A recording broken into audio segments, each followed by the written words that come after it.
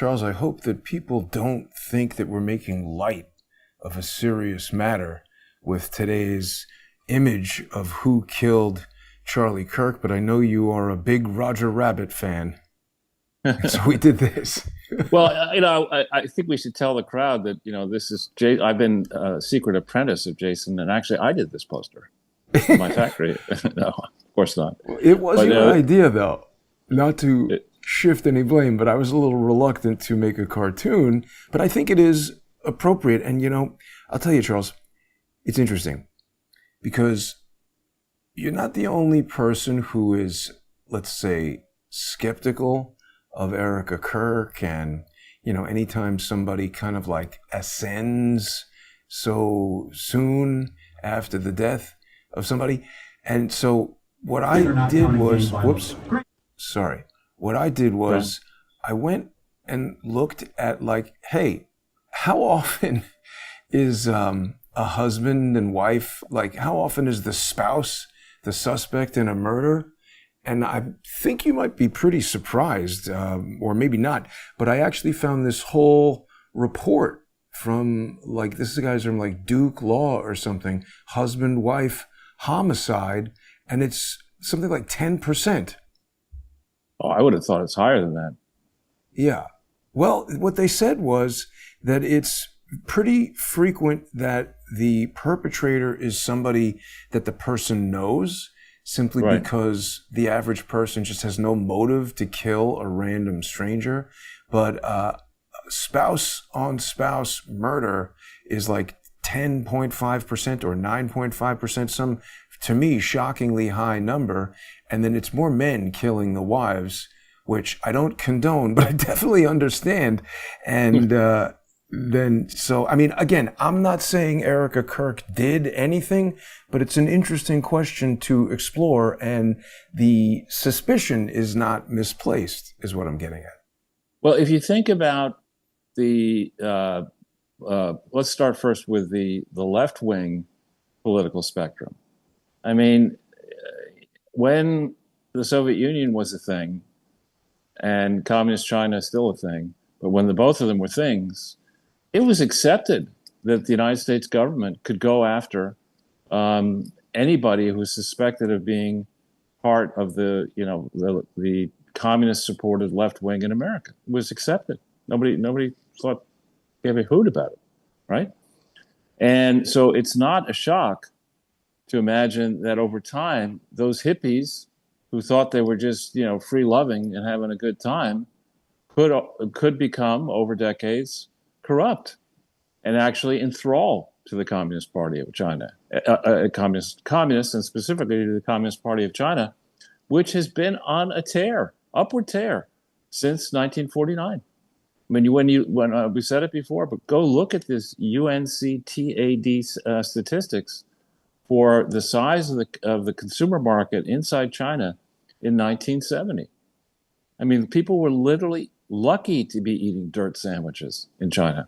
And before that, when I talk over here in Penang to people about their background, because I'm just interested how long was your family here, and they explain that to come to Singapore and come to Penang in the 60s, I mean, you had nothing here. I mean, Penang actually had more than Singapore, but yet it wasn't very developed. Poverty in China was mind-numbing.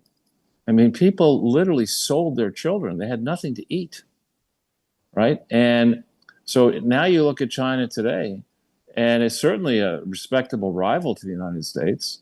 And then you ask yourself, why was Obama, why were Obama and the Bush family and the Bidens and the Clintons, why were they doing what they did to sell out America?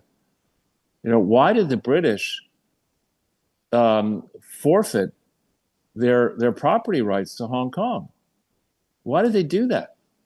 Who was paid off to make that decision? Because that was a crazy decision. Why did they do that? Well, because I think the Chinese were smart. They said, look, how much is it going to cost us to buy off the Prime Minister of the UK? Let's figure out how to do it. Let's buy off Oxford and Cambridge. Let's buy off the media. we're playing a long game here, and it's not our money anyway. So this has been going on for a long time. You look at the Biden spectacle now, and think back to what it was like when we were doing our podcast. I was fearful, dialed back some of my criticism because, the Biden regime, the Obama-supported Biden regime, was naked in what they were doing to anybody who would challenge him. You have that book by Joe Manchin, a Democrat senator, saying that his life and his family's lives were threatened. It's ridiculous that we tolerated this.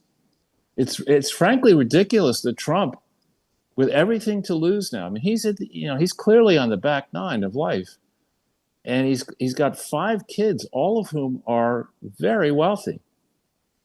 If Eric's small penis and AOC and these people gain control of the federal government in 2029, the Trumps are finished. And, I've been talking, I know it's not about Charlie Kirk, and we'll get to Charlie Kirk in a second, but when you think about what's happening in the revelations here with Arctic Frost, first it was 9 people were targeted, 8 senators, 1 congressperson, by Jack Smith and Garland and others. Then it became 160. Today it's 460. This is in a matter of a week. It's gone from 9 to 460 people were targeted by Garland, Wray, and the Biden regime, and likely Obama, with this Jack Smith, who is a despicable human being. You look into his record. I mean, what he did in the office of whatever it is, ethics or public integrity or whatever it was, the Justice Department was outrageous. And he replaced somebody. Holder got rid of somebody. Obama and Holder got rid of somebody who was deemed to be too outrageous even for them, and replaced that idiot with Jack Smith. And then Jack Smith went on a rampage. And look, you're innocent till proven guilty in this country. I get it. But what has happened to people like Jerry Corsi, to you, to others, I think back to my interview with those idiotic FBI agents in December 2018, just as Clarissa lay dying. Literally, as I get a call, Clarissa's going to die shortly. Next call is the FBI wants to see me. Do you think they knew about that, Charles? Maybe they're like, "Oh, get him now," while his emotionally. Maybe, and it's just, this idea, and you see it in the Bill Gates. I know I'm going all over the place here, but Bill Gates pontificating about climate change, spending billions supporting these climate kooks. That causes Mike Bloomberg to jump on the climate doom plane, as he's flying his helicopters and private planes that he owns around the world to his various mansions. Suddenly Gates says, on second thought, climate change not a thing, not something to worry about. People, you don't get to do that. You don't get to spend 20 years, pounding the table, financing professors to shape a climate agenda that's 100% wrong, and is now dooming Europe to serfdom. Because these climate kooks, Bill Gates said, we can go to another private party and have some Gates caviar and champagne, telling all the peasants that they better live in 15-minute cities. So, when you have this cult-like thinking, the people who are in the business of shaping public opinion, they understand that. And they saw, I believe, first in O'Keefe at Project Veritas, they destroyed him. And before that, they frankly destroyed the heart of Fox News. They got Roger Ailes, they got Bill O'Reilly, they got a bunch of the major talent was pumped out of Fox. They neutered Fox, leaving it where it is today. Neutered, I would argue it's barely conservative at this point, trying to be like the other legacy networks. And so they neutered O'Keefe.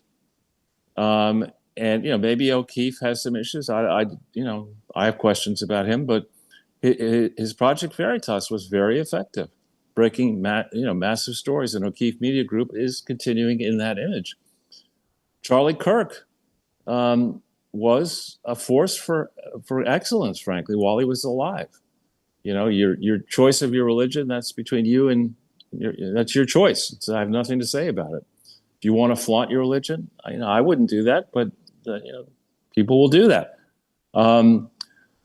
Those gold cross makers, they got to make money. They got to pay college tuition bills and stuff. But anyway, the Charlie Kirk, by bravely going into these hellholes that pass for educational institutions, and not standing up there Ann Coulter like, I like Ann, but I mean she's in the business of clickbaiting and making a spectacle and saying outrageous things, and publishing books that push the needle. Kirk, in contrast, would go onto these campuses and say, "I want to understand your opinion. Why don't you explain your views, and then I will react." I mean, that was a really almost saintly thing to do, to go into the belly of the beast and hand the microphone over to these blue-haired maniacs with nose piercings and tattoos all over the place, to let them lecture you about climate change or whatever they want to talk about, and then take their arguments apart. That's true education and bravery. And I think he moved the needle in the 2024 election. Trump won the youth vote. Charles, I don't disagree with anything that you're saying, but something that really has been kind of on my mind the past couple days, now that we're, a month and a half after the murder of Charlie Kirk. He was an important guy for all the reasons that you're saying, but he wasn't a senator. He wasn't a president, a former president, a presidential candidate. And there's something happening right now around the information about his murder that's maybe unlike anything we've ever seen before in terms of the cover-ups, the social engineering, all the stuff around it.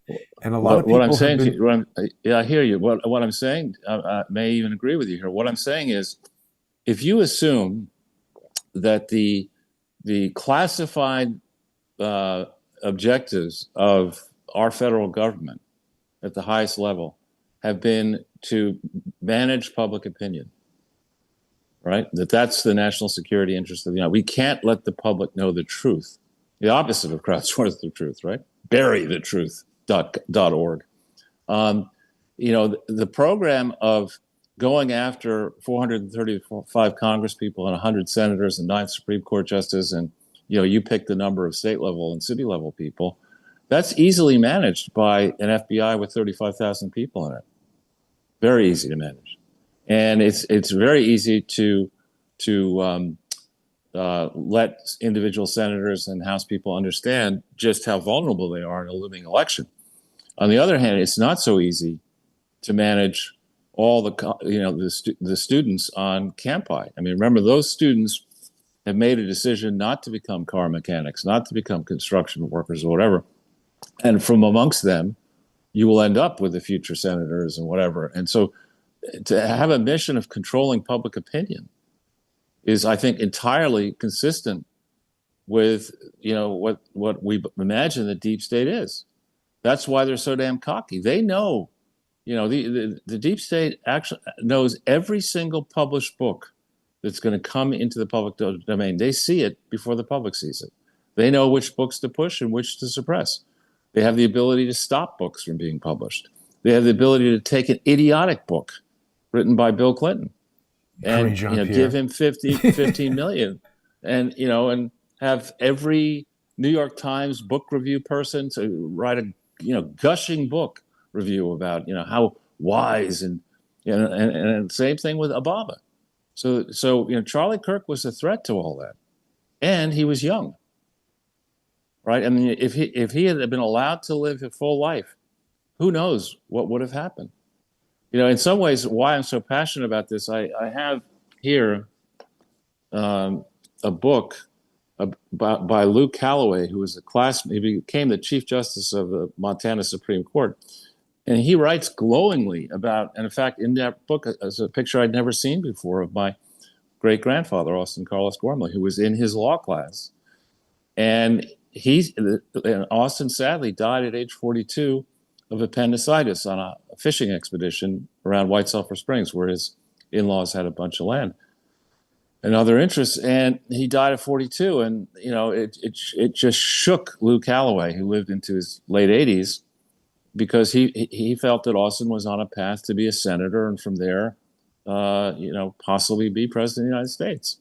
I think, Kirk might have become president of the United States. And not only that, he might have had, you think about William Jennings Bryan, who was another populist politician, trust-busting, populist, who ran for president a few times as an independent and lost.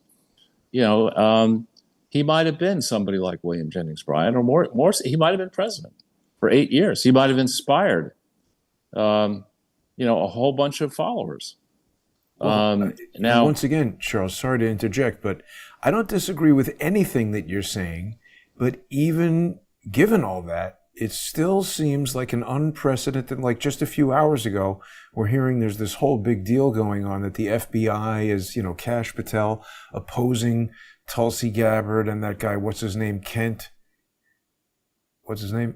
They're trying to take over the investigation, and Kash Patel is saying no. Strongly opposed the proposal to make the Office of the Director of National Intelligence the lead counterintelligence agency for the federal government. He's against it. Joe Kent and Joe Tulsi Kent Gabbard. I interviewed Joe Kent. He was somebody who ran for Congress in, I think, Washington, and lost. And I think he has some kind of military background, doesn't he? I think so. Yeah. But and I've just started hearing about him recently. He's definitely this whole idea of national security. I mean, the oath that fop John Kerry had at least one thing right when he said national security is purely and simply economic security for individuals. If individuals do not feel that they can make enough money to save for retirement, to live comfortably, to enjoy their families and grow, there is no national security.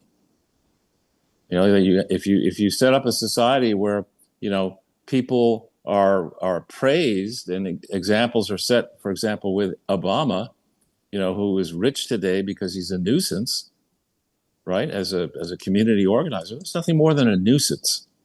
Right, I'm gonna send people with bullhorns and 1960s typed up slogans to your house at night unless you give me what I want. And by the way, I have a nonprofit over here that I'm going to soak for as much money as I can get.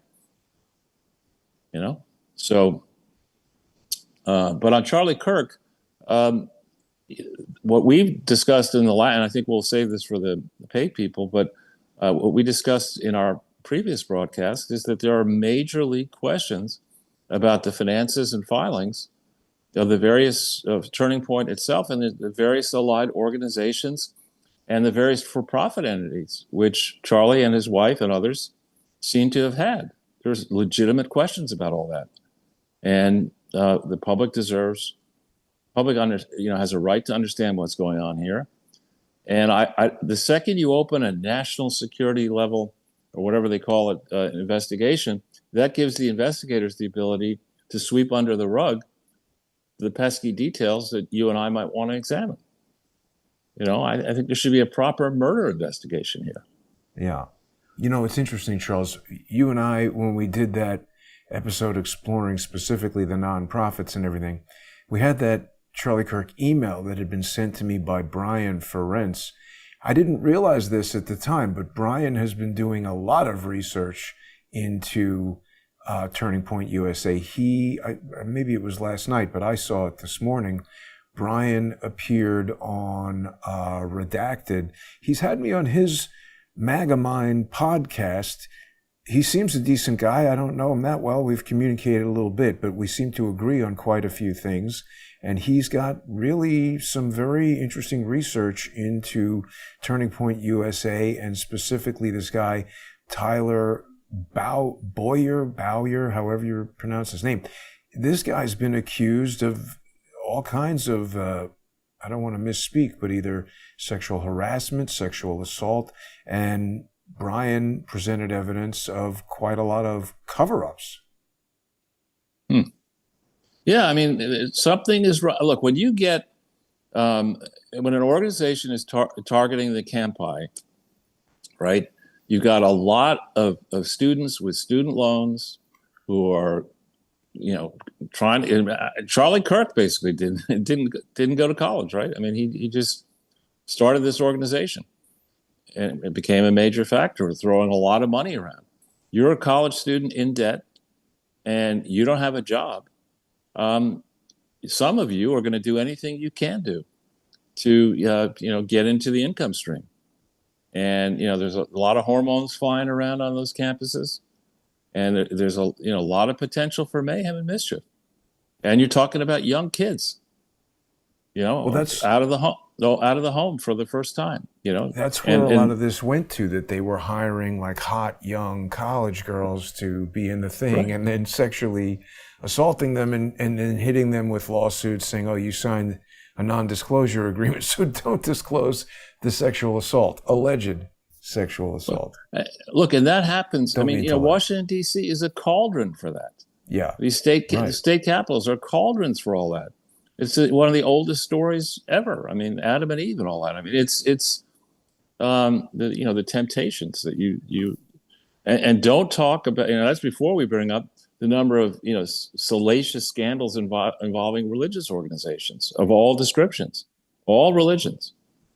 There are sordid tales of people in positions of influence taking advantage of the congregations, whatever you want to call them, the flock. And just to be clear, if I understand your position on this, and certainly this is my position on it, I know we have a lot of people who are religious. We're not trying to say that religion does this. Right. It's that con artists disguise themselves as religious people to go into these organizations and do unscrupulous things. And that's what some of these allegations were, that there were people, I haven't heard people actually accusing Charlie Kirk of this, but again, today it was Brian who said that after Charlie Kirk's death, it seems like this audit that was supposed to go into all this financial impropriety has been, I guess, canceled. Well, it can't be canceled. What do you mean? Right? It has to happen. Well, absolutely has to happen. I mean, look, the not-for-profit world, it has been. I mean, when I, back in 2015, when I wrote that story for Breitbart about the Clinton Foundation, and then Peter, not knowing that Peter Schweitzer had his book coming out 2 months later, or a month later. It was out there for me to level the type of accusations I was leveling. People were dumbfounded that a presidential charity would be this poorly run and this boldly fraudulent. But now I think, after doing this for 10 years or 11 years now, I guess, I think it's become more an accepted principle that, most charities have very bad elements associated with them. And big ones, particularly any big charity that's involved in international operations, belongs under the microscope. Any big charity with chapters, like Turning Point, belongs under the microscope, because chapters are tough. I mean, who's to say how much money actually goes towards the chapter? Who's to say how the chapter spends that money? Is a beer blast a legitimate charity operation? Should you be taking money in from gullible people at the door in cash? Is it clear that at the end of a party, that all the food and alcohol that you bought for the party, what do you do with it? Do you throw it out? You hand it out to your friends? How do you account for all that? And so you're talking about college kids, who need spending money. A lot that can go wrong. Charles, we're close to the end of our segment here, but we're going to continue and go on a deep dive into the financial documents and all the stuff that people love to see you do on the sponsor exclusive segment in the First Amendment Forum. People can join us for that on crowdsourcethetruth.substack.com or on subscribestar.com or patreon.com/crowdsourcethetruth. Also, people who follow me on X at JG_CSTT and subscribe there are going to get access to the sponsor exclusive content. I also wanted to let you know, Charles, this evidence bounty that I've been running, the purpose of which is to invite any expert in any field, not to come at me with some cockamamie idea, but to present countermanding evidence and a counter thesis that would disprove the evidence that I've laid out that causes me to say that Charlie Kirk was shot from behind by a projectile traveling at 500 feet per second. A lot of people have just decided they don't like this and it's debunked, and they cite a lot of other invalid evidence. But there's been a recent surge in people who believe that I'm correct, and to show their support for Crowdsource the Truth, those viewers have gone to crowdsourcethetruth.org. They've boosted this bounty to $4,314, and there's still just about a week left, a few days until November 4th. If experts in any field feel like they can disprove what I've said about this, they could retrieve this bounty. Likewise, people who want to add to the bounty can go onto the website there, and using either cryptocurrency or their credit cards, they can add to the bounty any amount that they choose. Again, the one thing that I remind the people who want to challenge the bounty of is that you can't just say, oh, I have some other idiotic theory. You really are going to need to understand, first of all, what it is that I'm saying, that a 240 hertz mode of the iPhone was used to record that video, and it's 240 subframe per second sampling that resulted in that imagery. I go into the details in this article, citing the iPhone initial release of Dolby Vision HDR and the Dolby patent. So, Right. People who think that I've made this up or have defamed me by saying I'm misleading people obviously haven't read this. But that's not going to be the focus of what we talk about in the next segment. Charles has a lot to discuss about the abuse of charities. We're going to look at the 990s for Turning Point and a couple of other things. So please join us over there in the First Amendment Forum. We'll be right back, and thanks to everybody who's been supporting the show by whatever method you choose. Stay with us. We'll be